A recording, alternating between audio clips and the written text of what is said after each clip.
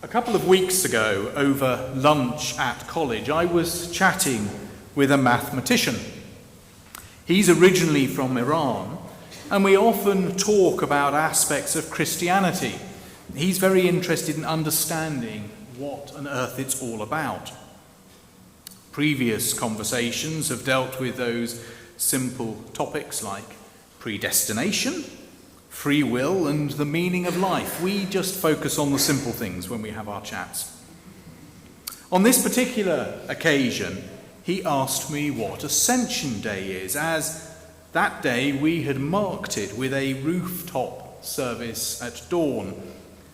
Well, it was actually 7:45 in the morning, but for plenty of students that was perfectly early enough. Indeed, one person we noticed opened their curtains, looked out and shut them very quickly. We didn't include them as an attendee at the service. But as we got talking, we moved on to discussing Pentecost and the coming of the Holy Spirit, and then, well, you probably guessed, since we like talking about simple matters, we moved on to the subject of the Trinity. How can God be three beings and yet still only one God? Now, being a mathematician, my friend is often looking for tidy proofs to things. Indeed, some weeks earlier, I had bumped into him in the senior common room where he was excitedly scribbling as he had just thought of a neat proof to a mathematical problem he'd been working on for some weeks. I prefaced our conversation about the Trinity by saying there is actually no simple way to show how three can be one, at least not from a theological point of view. There might be a way of showing it mathematically. Indeed, I can remember as an A-level student becoming very excited when I learned how to prove that 1 equals 2. So how do we deal with the conundrum of worshipping one God, but that God is three separate beings, but is still only one? Now, many have tried. One illustration I've often heard used is to describe God as being like water, which can exist in three states: gas or steam, liquid or water, and solid or ice. But this is flawed as an illustration. Indeed, it commits the heresy of modalism, because these are just three different states of the same thing. The water is still water and doesn't recognize that God the Creator is distinctly different to God the Word incarnate, who is also distinctly different from God the Spirit. Another illustration I've seen is that of three circles arranged as the points of an equilateral triangle, the circles representing the Father, the Son, and the Spirit. And between each of these is a double-headed arrow saying, "is not." The Father is not the Son, and the Son is not the Father. The Spirit is not the Father, and the Father is not the Spirit. The Son is not the Spirit, and the Spirit is not the Son. From each is also another double-headed arrow pointing towards and from the centre of the triangle, where a fourth circle contains the word God. On these arrows is written the word is. God is the Father, and the Father is God. God is the Son, and the Son is God. God is the Spirit, and the Spirit is God. This is sometimes known as the shield of the Trinity, and dates back at least to Peter of Poitiers in the 13th century. Whilst it is a way of showing that the three beings of the Trinity are separate, and unlike the ice and steam, which are different states of water, it shows how they are separate. But it doesn't help us to understand how three can still be only one God, and that each are God in their own right, and yet Christianity is still a monotheistic faith, a one mono-God theistic faith, rather than a poly or many-God religion. I then got thinking, well, is there perhaps an example that we could use of a team in sport that might help us? And that's got me wondering about teams that have 3 people in them. Now, football obviously is out of the question for quite a number of reasons, not least to the fact that it only has 11 players. Basketball gets a little bit closer. As Andrea knows, there are 5 players in a team of basketball, but they have lots of substitutes who will swap in and out throughout the game, so that it's really a bad example. The closest I got was polo with 4 players. Oh, but then there's also the ponies or the horses. No, this is getting way too complicated, and you might start thinking about the 4 horsemen of the apocalypse, and no, we're not going to go there, that's not going to help. I resorted to Google. I thought there must be a team sport where there are 3 people in the team, and I came across tourball. Tourball has 3 players. Now, some of you might have watched this during the Paralympics. It's a game that involves a ball that has a bell in it. The players sit on the floor and they are blindfolded or indeed are blind, hence it being a game played in the Paralympics. But other than the national teams at international games, I doubt anyone here is able to name a team that plays that particular sport.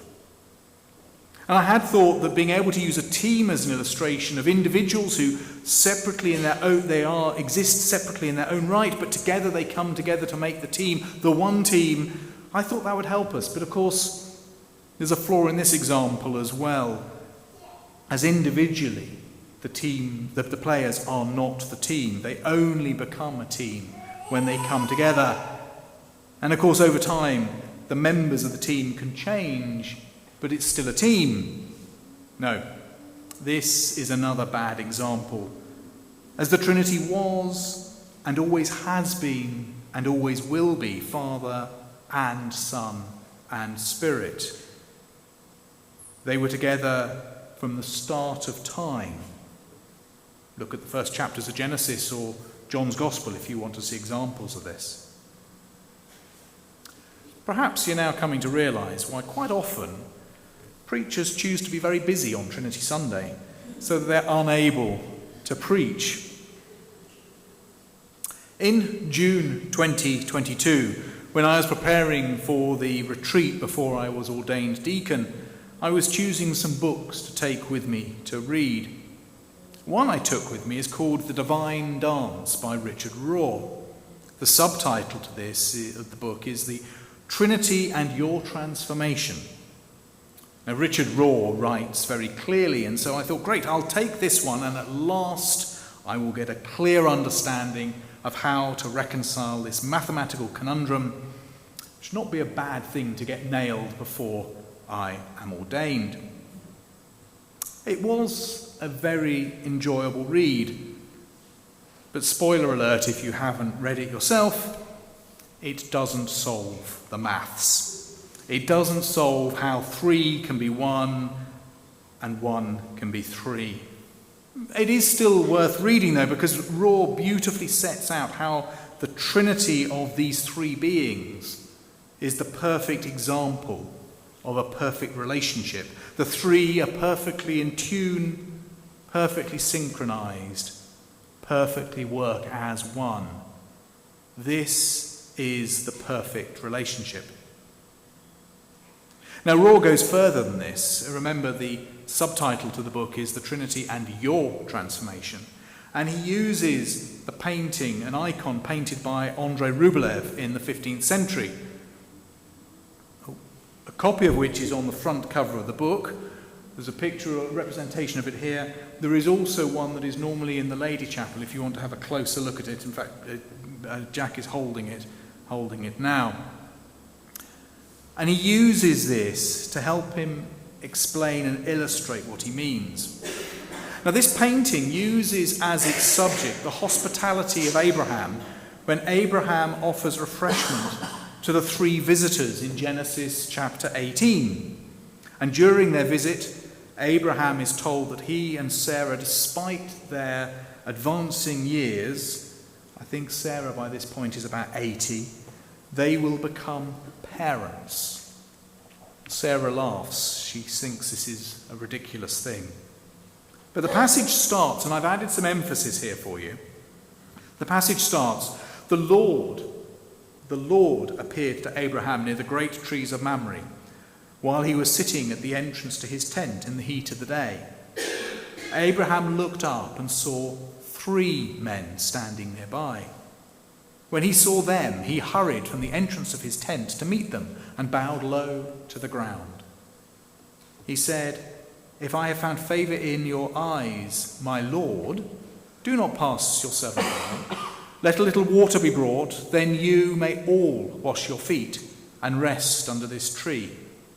Let me get you something to eat so that you may be refreshed, and then go on your way, so that you have come, now that you have come to your servant." "Very well," they answered, "do as you say." If you look closely at the icon, you will notice there appears to be a harmony between these 3 characters. In the passage from Genesis, we note that they act as one. Did you notice how the extract starts? The Lord appeared to Abraham, and that the Lord appeared as 3 visitors. In the verbal exchange, Abraham refers to them as Lord singular, but also invites all to have refreshment. Later in the passage, we're told that about the conversation between the Lord and Abraham, the one where Abraham is told that he will be the father of a great nation. But we're not told which of the 3 visitors is speaking. Could it be that it's because it doesn't actually matter, as all 3 are God? The invitation, Raw says, is extended to us, to each and every one of us, and is illustrated by the Routledge icon, is to join them. The composition of the icon means that there is an empty space at the table. Perhaps this is for Abraham, though in Genesis it appears he doesn't sit and eat with his visitors, but stands to the side. Raw suggests this place is for us to sit and be in harmony with the 3 visitors, for us to sit and be in harmony with the Trinity, with the Father, the Son, and the Holy Spirit. The eagle-eyed amongst you might be able to notice in the front of the table there is a little rectangular area. Art historians have found that there is a sort of resinous substance in this part of the icon, and they think that there used to be a piece of reflective glass attached to the icon at this point. So as the observer looking at the icon, your face will be reflected back as you join the 3 sitting at the table. In the divine dance, I didn't find a simple, a clear way to explain the Trinity. Instead, I found something much, much deeper. A realization of the harmony and the oneness of this relationship between Father, Son, and Spirit. I already knew that they were separate beings. Well, surely they must be, as the Son prays to the Father. The Father says he is well pleased with the Son at Jesus' baptism. The Spirit descends on the Son. The Son promises the Spirit will come, as we heard in the Gospel passage this morning, and indeed as we marked last week at Pentecost. I already knew this. What was new to me is that I'm invited to sit with them. I'm invited to be with God. We are each invited to be with God. You have often heard me mention in my talks how much my faith is built on being in relationship with God and with one another. Here is Richard Raw showing that that relationship we're invited to be part of is into God, the Trinity.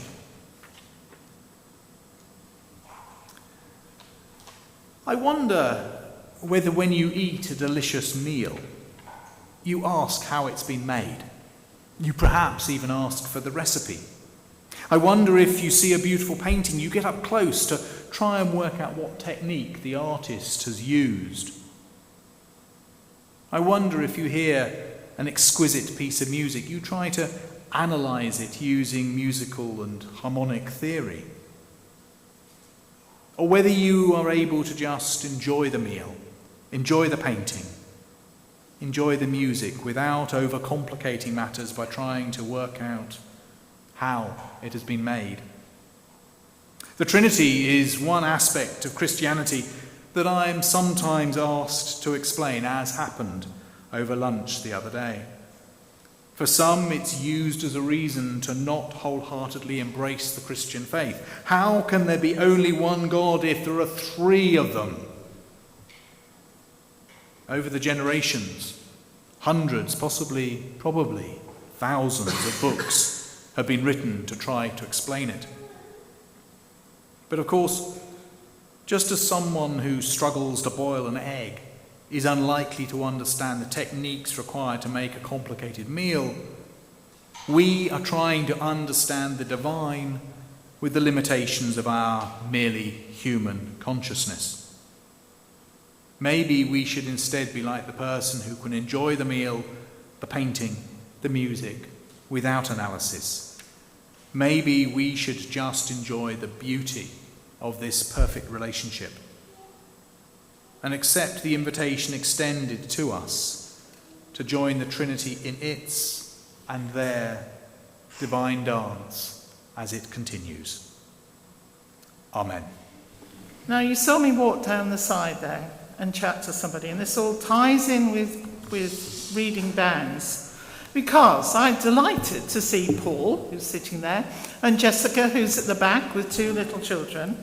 And actually, on Tuesday, Paul and Jess, your photographs were up here because I had reception from John Hampden for their mock wedding. This is an annual event now.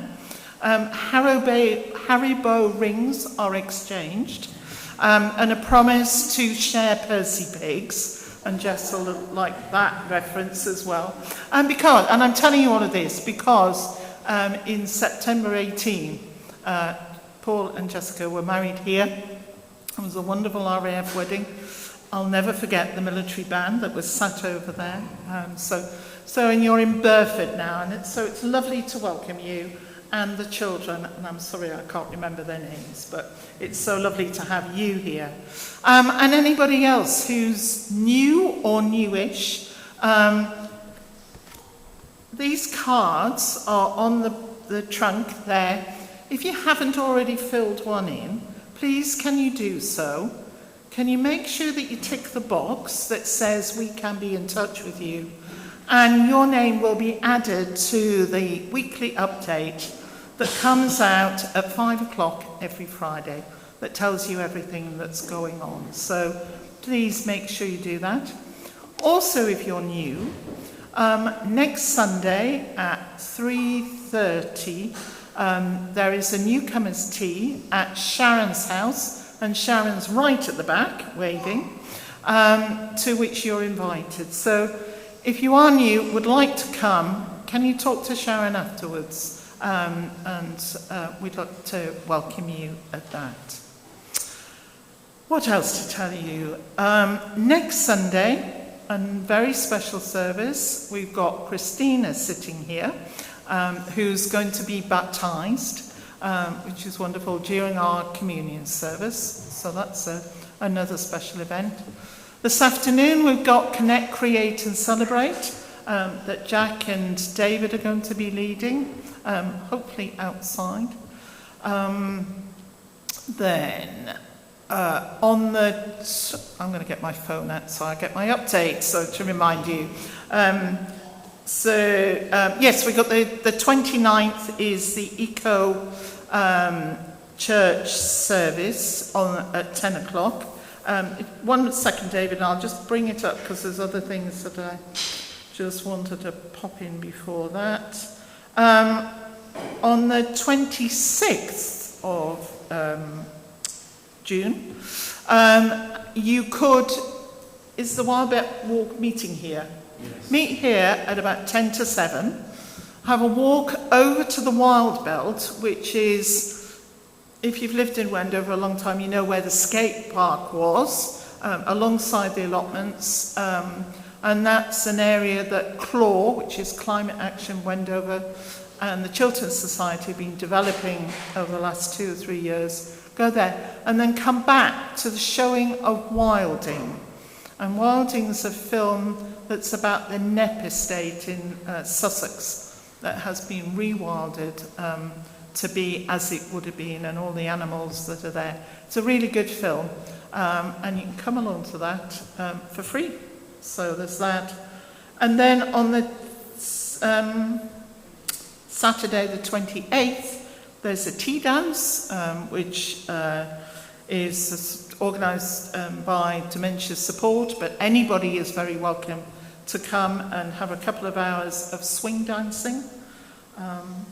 And then do you want to come and say about the Eco Church? Yeah, just to echo those things that Sally was saying. So the 26th, that's the Thursday evening. It's an event to celebrate all that's been done over the last 5 years on the Wild Belt site. Many people have volunteered and done an enormous amount of work with planting and sowing wildflower seeds and hedging and that sort of thing. And on Tuesday of this week, we're having a special interpretation panel installed on the site that has been funded by the Wendover Parish Council and also by the Chiltern Society, and that will tell you what to look out for within that area of wilded land, all the wildflowers and animals to look for. So that Thursday is a celebration, it's a free event. Do look for the details on the update, because there's a QR code where you can sign up. It just helps us know how many people are going to be coming along. So please sign up for that. And then on the Sunday, the Eco Celebration Day. That is celebrating the fact that we gained our Eco Church Silver Award in January, and now seemed like a good opportunity to be able to go outside and to see all that has been done. So we've got John Weaver, guest speaker, coming for that joint 10 o'clock service, and then we'll have a whole variety of displays and activities afterwards. Bring a picnic lunch to enjoy. Hopefully the weather will be good and we'll be able to eat outside, and we'll be able to do things like go around the churchyard with apps like Merlin and iNaturalist, just to find out what is going on in God's acre out there and make a record of it for present and future purposes. So a lot happening, and it'll end with tea at 3:30. So do come along. Thank you, David. And last week, Jack asked for glass jars and egg boxes, empty egg boxes, a 6 size rather than the 12 size. So thank you to those that have brought things in. More are needed, please. And I just want to say thank you to those of you who took envelopes for Christian Aid, distributed them around the village, and some were returned to Just. And the amount that was raised was £1,847 with gift aid. So as we do see so much happening in our world, it's that where money will go from Christian Aid. So thank you for that.